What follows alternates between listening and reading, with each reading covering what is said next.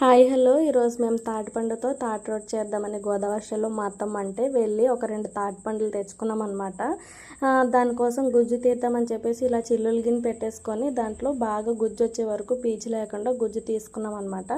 తీసి దాన్ని అంతటిని ఒక బౌల్లో వేసుకొని మనకు కావాల్సినంత బెల్లాన్ని అంటే ఒక సగం బెల్లాన్ని తీసుకొని బాగా ఇలా కోరేసుకొని 2 కప్పులు ఇడ్లీని తీసుకొని మొత్తం మూడిట్లని కలుపుకోవాలన్నమాట. కలుపుకొని ఎలా అంటే సాఫ్ట్ టెక్స్చర్ రావాలి, అంటే 3 కలిసిపోవాలన్నమాట నీట్గా చక్కగా ఒకేలాగా. కలుపుకున్న తర్వాత ఒక కుక్కర్ తీసుకొని దాంట్లో కొంచెం ఆయిల్ వేసుకొని ఈ కలిపి పెట్టుకున్న తాటిపండు గుజ్జు అంతటిని కూడా ఆ కుక్కర్లోకి తీసేసుకోవాలన్నమాట. తీసుకున్న తర్వాత దీన్ని మనం స్టవ్ మీద పెట్టేసుకొని ఒక 15 మినిట్స్ లో ఫ్లేమ్లో కుక్కర్ మీద విజిల్ తీసేసి పెట్టుకోవాలన్నమాట. కావాలంటే తాటాకు కూడా వేసుకోవచ్చు. వేసుకుంటే ఇలా వేడివేడిగా తాటిపండు రొట్టె రెడీ.